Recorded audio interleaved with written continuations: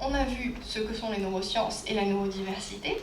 On a vu comment ces notions peuvent nous aider à mieux comprendre les enfants neuroatypiques. Et maintenant, en partant de ces connaissances-là, on va voir comment on peut optimiser l'éducation et l'engagement social. Déjà, comme on a commencé tout à l'heure par les difficultés, ici on va commencer par les comportements problématiques. Donc les comportements problématiques, on en a tous sûrement rencontrés. Il y en a plusieurs types. Je vais commencer par les comportements agressifs. Donc les personnes neuroatypiques peuvent souvent avoir des comportements agressifs. Par exemple, lors de crises autistiques, les personnes peuvent être très violentes envers elles-mêmes, envers les autres ou même envers des objets. Et ça peut poser d'énormes problèmes. Les comportements agressifs sont aussi souvent des moyens de communication. Donc c'est important de garder en tête que pour la plupart des enfants, mais pour les enfants neuroatypiques en particulier, les comportements agressifs sont des moyens de communication avec leur environnement. Souvent, ils arrivent à l'agressivité parce qu'ils ont atteint une limite et qu'ils n'ont plus d'autres moyens de communication efficaces à leur portée. Dans une situation de ce type-là, on peut donc agir à 3 niveaux. On peut agir au niveau de la situation stressante, donc de l'environnement, de l'enfant agressif en lui-même et de l'entourage agressé.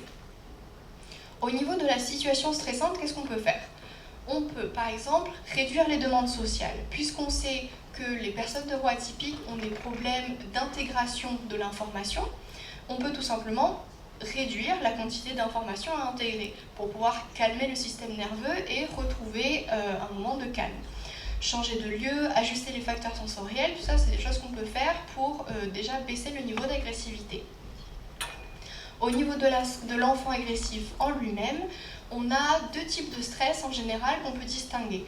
Dans les comportements agressifs, on va avoir un stress la réponse agressive est une réponse au stress à la fois physiologique, au stress biologique, donc par exemple un bruit stressant ou quelque chose comme ça, mais aussi le stress psychologique, le stress qui est perçu. Donc par exemple, la pression sociale peut aussi créer des comportements agressifs.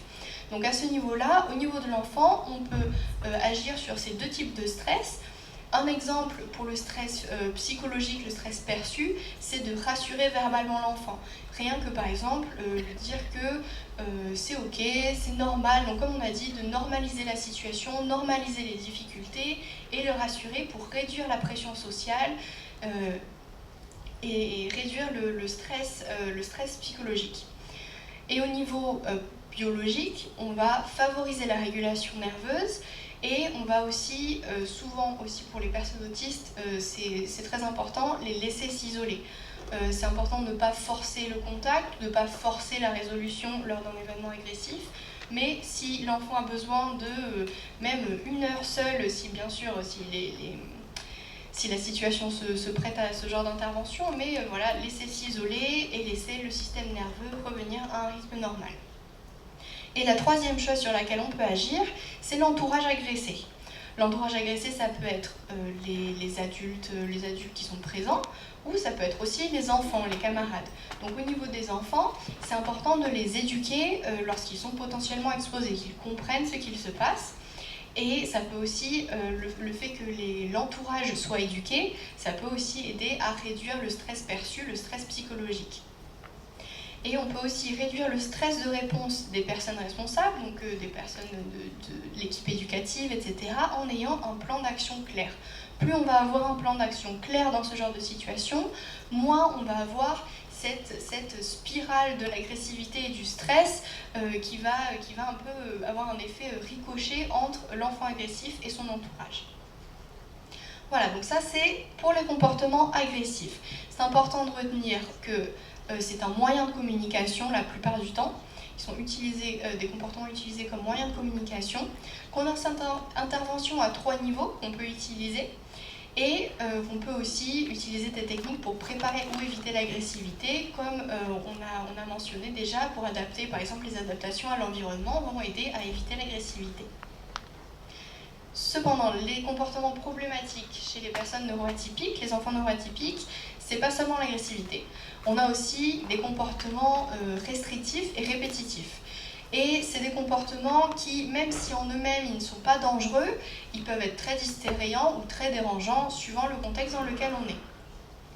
Ce genre de comportement, c'est par exemple chez les personnes autistes, on voit les agitations des mains, par exemple, voilà, des choses comme ça, ou les personnes qui vont faire avec leurs jambes, voilà, ce genre de comportement répétitif, ils peuvent avoir en général deux causes, deux origines. On va voir la première origine qui est une situation de stress et une deuxième origine qui est une situation, une émotion positive. Donc certains comportements répétitifs, ils sont dus au stress chronique et l'enfant essaye avec ses comportements de réguler son système nerveux, de se donner à lui-même un rythme qui va le calmer. Ça peut aussi être un moyen de connecter avec l'entourage, comme on peut y penser, comme nous, le rire est une façon de communiquer nos émotions positives et de connecter avec les gens autour de nous. Les enfants neuroatypiques utilisent par exemple des mouvements répétitifs et stéréotypiques pour exprimer des émotions positives exactement de la même manière. Au final, c'est des comportements qui révèlent un besoin de rythme apaisant et de soulagement émotionnel. Donc à ce niveau-là, il y a des interventions qui sont possibles. On peut offrir des routines, on peut offrir des interventions. Par exemple, il y a des études qui ont été faites sur les bienfaits du yoga. Le yoga était très bénéfique parce que il offre, en fait, l'idée c'est de rediriger tous ces comportements qui sont dérangeants ou qui sont mal placés, on va dire, vers des comportements qui vont donner le même résultat de rythme rassurant ou ce même résultat d'expression émotionnelle, mais qui vont être adaptés à la situation et à l'enfant. Donc le yoga, c'est juste un exemple, mais il y a plein d'autres choses, par exemple des activités artistiques ou des choses comme ça. Donc, ce qui est important de savoir sur les comportements répétitifs, c'est que l'expression peut être négative ou positive. C'est important, c'est intéressant en tout cas d'apprendre à reconnaître les deux, suivant la personne, suivant l'enfant. On peut rediriger ces comportements de manière encadrée pour ne pas chercher à les supprimer. Après avoir géré l'attention, la concentration et l'exécution des tâches, on veut que les enfants, bien sûr, se souviennent des apprentissages auxquels ils participent. Au niveau des neuroatypies, les neurosciences nous montrent qu'il y a énormément de troubles du sommeil. Les troubles du sommeil mènent aussi à une dégradation de la mémoire. Donc la mémoire, voilà, c'est un enjeu clé. Et bien sûr, c'est assez difficile à notre échelle de gérer les troubles du sommeil des enfants. C'est quelque chose dont on peut parler par exemple aux parents, mais c'est vrai que c'est quelque chose de plus à prendre en compte et pour l'instant, il n'y a pas forcément beaucoup d'actions à notre niveau-là pour gérer ça. Par contre, pour booster la mémoire en dehors de ça, il y a une technique qu'on peut utiliser. Donc, l'idée, c'est de lier les intérêts préexistants des enfants neuroatypiques. Souvent, les enfants neuroatypiques ont des intérêts très prononcés, ils sont vraiment très passionnés. De prendre ces intérêts-là préexistants et de les utiliser pour les lier à de nouvelles notions et des apprentissages. Donc, à ce niveau-là, on va pouvoir... Voilà, donc pour la mémoire, pour consolider la mémoire à long terme, il faut bien connaître le rôle clé de la qualité du sommeil et ensuite on va pouvoir choisir un support et un rythme adapté à l'enfant. On peut tout simplement les questionner, partir de leur intérêt, partir de leur passion et en étant à l'écoute de cette façon-là, on peut arriver à extraire des informations qui vont nous aider à ensuite mieux rediriger l'apprentissage. Ça, c'est pour les processus d'apprentissage. Et la dernière chose dont je veux parler, c'est l'intégration et la cohésion sociale comme appui à l'éducation. Donc il y a deux choses à faire. Premièrement, c'est surmonter les obstacles. Les enfants neuroatypiques rencontrent énormément d'obstacles cognitifs et environnementaux à l'intégration sociale. Il y a quelque chose qui est assez intéressant à savoir, c'est que, par exemple, chez les enfants autistes, on dit souvent qu'ils ont un manque d'intérêt pour les relations sociales.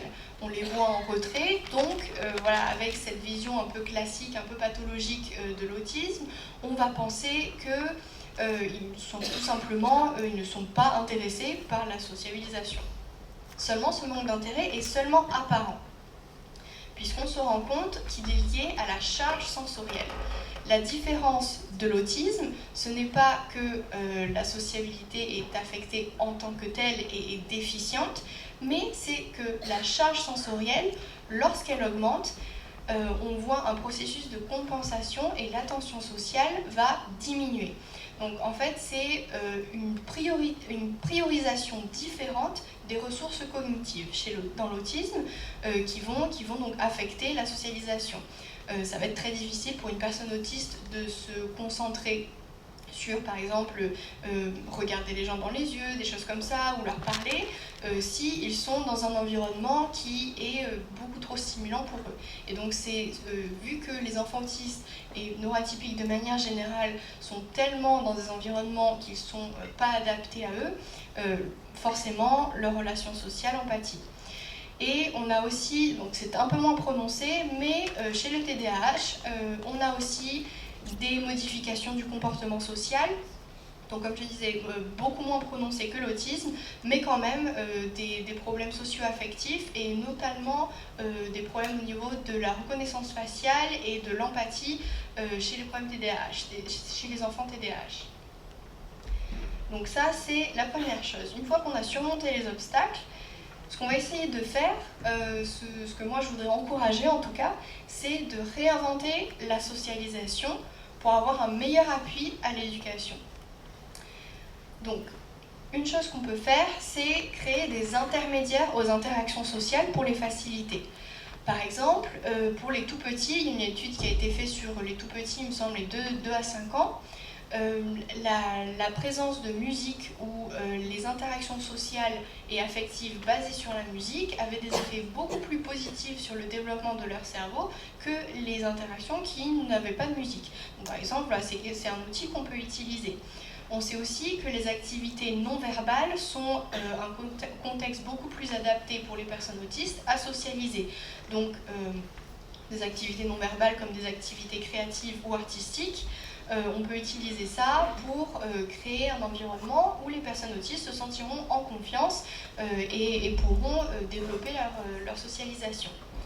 Et on sait aussi que les contextes d'entraide et de partage sont très très bénéfiques, en particulier aux enfants TDAH. Donc ça, c'est quelque chose qu'on peut faire, par exemple en organisant des jeux en coopération, des choses comme ça, qui vont favoriser la cohésion sociale. Et au niveau de la sociabilisation, il y a une dernière chose dont on voudrait parler, c'est l'incompréhension à double sens. C'est un concept qui est très important parce qu'on a cette idée que les personnes autistes ont des problèmes pour comprendre les autres et ont des problèmes aussi pour s'exprimer. Mais en fait, quand on y réfléchit, c'est un petit peu bizarre, parce que ça veut dire que si quelqu'un ne comprend pas quelque chose, ça vient forcément de la personne neuroatypique, et l'inverse est vrai aussi, donc c'est un peu bizarre. En fait, ce qui se passe, c'est que les personnes neuroatypiques ont leurs propres codes sociaux alternatifs. Donc c'est-à-dire que là où les personnes autistes ont du mal à comprendre les personnes neurotypiques, les personnes neurotypiques auront aussi du mal à s'adapter aux codes sociaux autistes et à comprendre leur expression émotionnelle. Ce qui nous permet de savoir qu'au niveau de l'éducation, ça peut être très bénéfique de faire des efforts d'imitation. Donc imiter par exemple le langage corporel des enfants neuroatypiques, imiter leur façon de parler ou d'interagir, ça peut nous aider à créer des liens beaucoup plus forts avec eux et voilà, c'est très positif. Et on a aussi des études qui montrent que les communautés neuroatypiques entre elles sont très bénéfiques pour le développement de l'enfant. Donc ça peut aussi être très intéressant d'avoir des groupes d'enfants, par exemple TDAH, ou autistes, ou dyslexiques, ou d'autres troubles, qui passent du temps juste entre eux pour socialiser à leur façon, avec leurs propres codes sociaux, et ça permet d'augmenter la confiance sociale des enfants. Voilà, donc au niveau de l'intégration et de la cohésion sociale, on peut réinventer la socialisation en connaissant les contextes sociaux alternatifs, en connaissant aussi ce problème, en étant conscient de ce problème d'incompréhension à double sens, et en favorisant la création de communautés et de bien-être social. Voilà, donc on en a presque terminé. On a vu que sont les neurosciences et la neurodiversité. Donc on a appris que les neurosciences, c'est les sciences du système nerveux en général, et la neurodiversité, c'est les variations cognitives naturelles de la biodiversité humaine. On a appris à mieux comprendre les enfants neuroatypiques. On sait maintenant normaliser leurs difficultés, s'y adapter et les anticiper. Et on sait découvrir leurs capacités uniques, les encourager et créer des contextes bénéfiques. Et on sait aussi comment optimiser l'éducation et l'engagement social.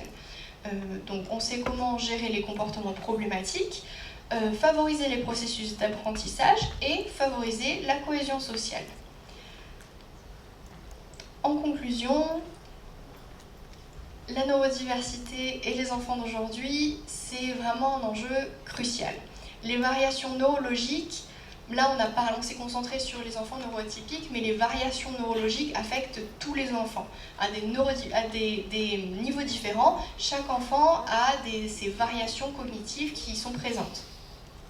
L'étude de la neurodiversité, elle nous montre qu'il est possible et qu'il est bénéfique de reconnaître les causes profondes de ces comportements, de les étudier et de s'aider de ces connaissances et de ces études pour s'adapter à leurs besoins et à leurs capacités. Et au final, l'inclusion de la neurodiversité, elle bénéficie bien sûr aux enfants eux-mêmes, mais elle bénéficie à la société en général, puisque en favorisant le développement des enfants neuroatypiques, on favorise le développement de leurs talents et on les aide à pouvoir redonner à leur communauté et participer à la société. Et dans le futur de l'éducation, les neurosciences sont cruciales parce que les neurosciences nous aident à prouver et soutenir des méthodes qui ont fait leurs preuves. Donc par exemple, la méthode Montessori, il y a des études neuroscientifiques assez récentes qui se mettent en place encore, qui montrent les différences de connexion cognitive, par exemple, entre les enfants qui ont fait une école Montessori et une école classique, ou des choses comme ça. Et voilà, les neurosciences, en fait, nous apportent des preuves scientifiques de méthodes qui sont positives et qu'on connaît déjà. Et je pense que ces preuves scientifiques, elles peuvent nous aider à acter un changement profond du système pour qu'il soit plus adapté à tous. Voilà.